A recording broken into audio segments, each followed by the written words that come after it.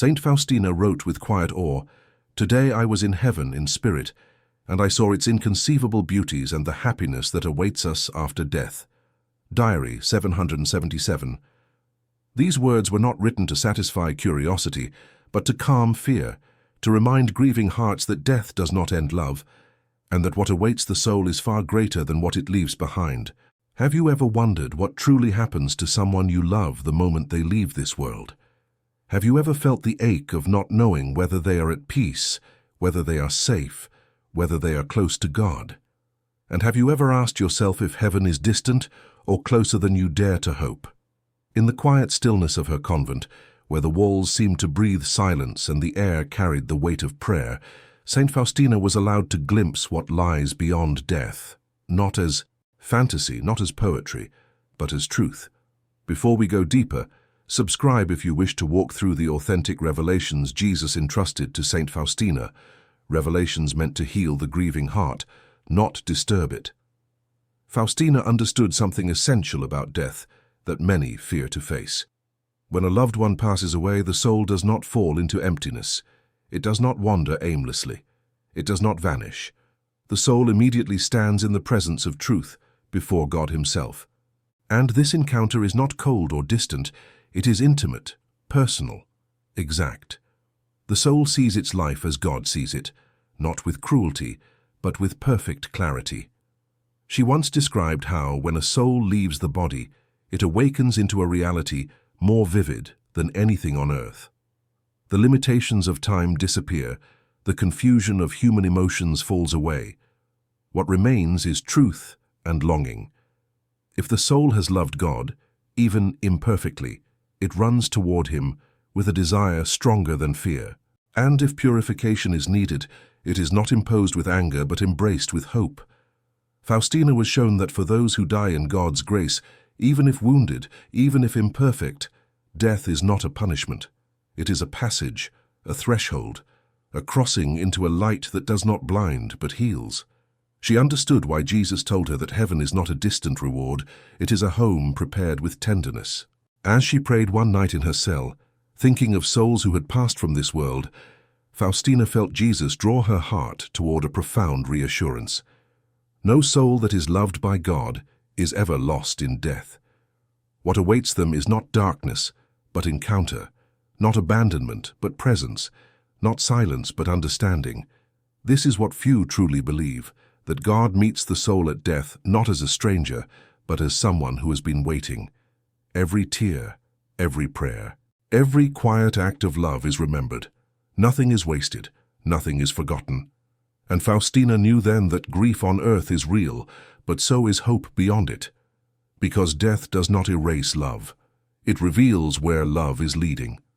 After that night of prayer, Faustina carried the weight of the revelation quietly within her, like a flame protected by cupped hands. She understood that what Jesus had shown her was not meant only for mystics or theologians, but for ordinary hearts burdened by loss. The sorrow of separation, He revealed, is real, but it is not the whole story. There is a moment unseen by human eyes, when the soul steps beyond the veil and encounters a reality more alive than anything it knew on earth. Faustina described how, at the instant of death, the soul becomes fully awake. The fog of confusion lifts, the heaviness of the body falls away. The soul sees itself clearly for the first time, not through self-judgment, but through truth illuminated by God's light. This encounter is not rushed, it is not violent, it is precise and deeply personal. God looks upon the soul with a gaze that knows every wound, every struggle, every hidden act of love that no one else ever noticed. She was shown that for a loved one who has passed away, this moment is not filled with fear, if the heart has even the smallest spark of love for God. The soul feels drawn forward, not pushed. It recognizes the one it has longed for, even if it did not always know his name. This recognition brings a peace unlike anything experienced in earthly life, a peace born from being finally understood. Faustina sensed how the soul, standing before God, is given a profound awareness of love's weight. It sees how each act of kindness mattered, how every sacrifice, every quiet endurance, every prayer whispered through tears shaped its eternal destiny. Nothing is dismissed, nothing is trivial. Even the smallest gesture done with love shines with an eternal brightness. Yet Jesus also allowed Faustina to understand something tender and honest. Many souls, even those loved deeply on earth, are not yet ready for the full brilliance of heaven. This is not a cause for despair. It is an invitation to hope, because God, in His mercy, does not reject the soul. He prepares it, He cleanses it, He draws it closer gently, patiently, lovingly. Faustina realized that this preparation is not a sign of failure, it is a sign of belonging. A loved one who passes away into God's mercy is never cast aside. Even if purification is needed, the soul rests in certainty. There is no fear of being lost, only the quiet assurance that love is completing its work.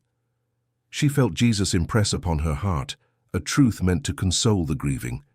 When you pray for a loved one who has passed away, your prayer does not disappear into silence. It reaches them, it strengthens them, it comforts them. Love does not break at death. It changes its language. As Faustina knelt in the chapel later that day, she whispered the names of souls she loved, entrusting them to divine mercy. In that act, she felt a deep peace, not because grief vanished, but because hope took root.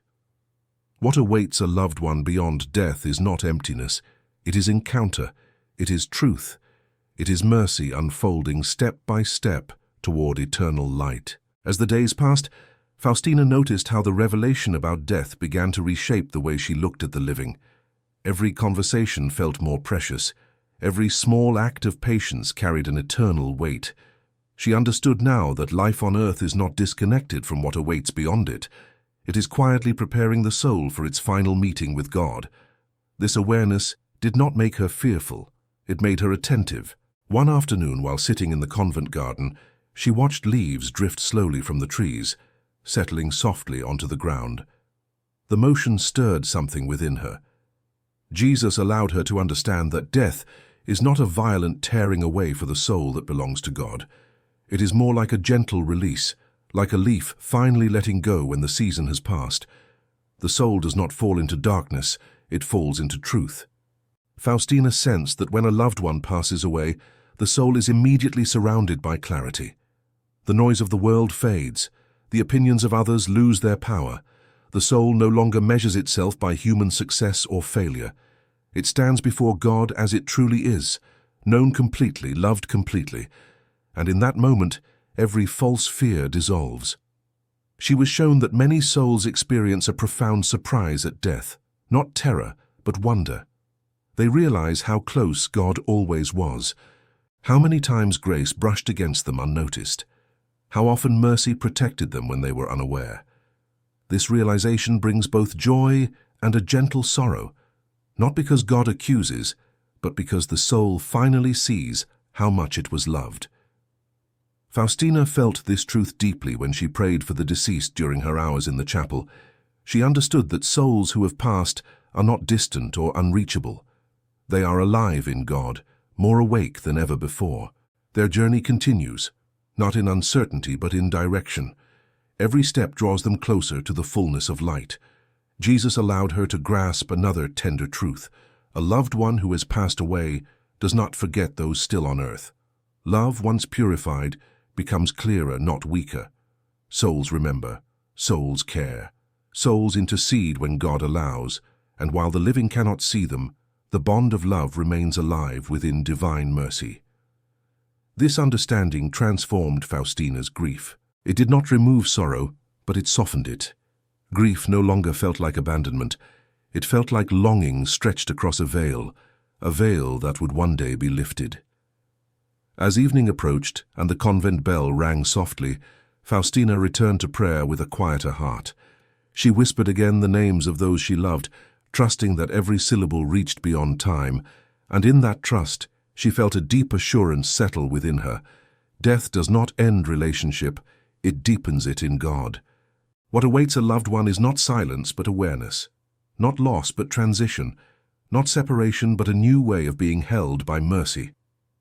As night fell and the convent grew quiet, Faustina returned to the chapel with a heart that felt both heavy and strangely comforted.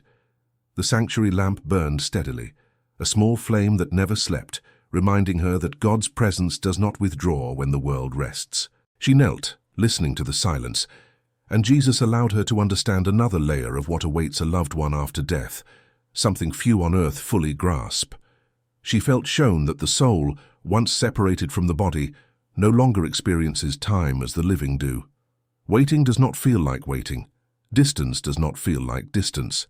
What the living call delay is experienced by the soul as movement toward fulfillment. This truth eased something deep within her. Many who grieve imagine their loved ones trapped in endless uncertainty, but Jesus revealed that the soul is always moving, always being drawn, never abandoned, never stagnant. Faustina understood that God, in His mercy, adapts Himself to the soul's capacity. Just as a mother lowers herself to speak to a child, God meets the soul where it is, without overwhelming it. The soul is not forced into revelations it cannot bear. It is guided gently, step by step, into greater light. This gentleness is what few believe. People imagine judgment as cold and distant, but Jesus showed her judgment as truth wrapped in love. She recalled how, in moments of prayer, she had sensed God's patience with her own weaknesses. Now she saw that this patience does not end at death. It continues. It completes. A loved one who passes away is not confronted with cruelty, but with honesty softened by mercy. The soul sees clearly, yes, but it is held while seeing. As she prayed, Faustina felt another consolation. No sincere act of love offered on earth is lost at death. Words spoken in kindness, sacrifices made in silence, forgiveness given at great cost, all of it follows the soul beyond the grave. These acts become light, they become comfort, they become part of what carries the soul forward. Even the prayers whispered for a loved one after death reach them in ways the living cannot imagine. This filled Faustina with a deep sense of responsibility and hope. She understood that those who remain on earth are not powerless. Love continues to act. Intercession continues to matter. Every Mass offered, every prayer said with faith becomes a bridge between worlds. And God delights in this communion because it reflects His own unbroken love. She lowered her head, overwhelmed by the tenderness of this mystery. The fear that often surrounds death, she realized, comes from misunderstanding. People fear what they do not know. But Jesus had allowed her to know just enough, not to satisfy curiosity, but to strengthen trust. As she rose from prayer, the chapel felt warmer, as if the silence itself had become kind. Faustina carried within her a quiet certainty meant to be shared. What awaits a loved one after death is not confusion but guidance, not abandonment but presence, not cold judgment but mercy unfolding toward eternal life. The next morning dawned quietly over the convent, a pale light slipping through the windows as if hesitant to disturb the stillness. Faustina woke with a sense of gentle urgency, aware that the revelation Jesus had given her about the dead was not yet complete. As she prepared for the day, she felt an interior pull toward prayer, toward offering her small sacrifices for souls who had already crossed the threshold of this world. While attending Mass, she listened to the familiar words of Scripture with new attention. Every phrase about life, death, and resurrection seemed to open itself differently now. She understood more clearly that death does not erase a person's story. It gathers it. It brings every chapter into the presence of God, where nothing is dismissed and nothing is misunderstood. This realization softened her heart toward those she had lost and those she would one day lose. Later, as she worked quietly in the convent kitchen, the rhythmic motion of her hands allowed her thoughts to rest on a single truth Jesus had shown her. A loved one who has passed away experiences no confusion about where they are. There is no wandering, no fear of being forgotten, no sense of being lost. The soul knows itself to be held. Even when purification is needed, the soul rests in certainty, anchored by the unshakable knowledge that it belongs to God. Faustina felt a deep consolation in this. Many people on earth imagine death as a lonely crossing, a moment when the soul stands exposed and afraid. But Jesus had shown her otherwise. The soul is accompanied. Angels surround it. Divine mercy envelops it. The transition is solemn, yes, but never cold. The soul is guided, not abandoned. She also understood that for many souls, the first realization after death is how much love they received on earth without noticing. The prayers of others, the sacrifices offered in secret, the patience extended when it was undeserved, these become visible to the soul like stars appearing in a night sky. This awareness brings gratitude, not regret.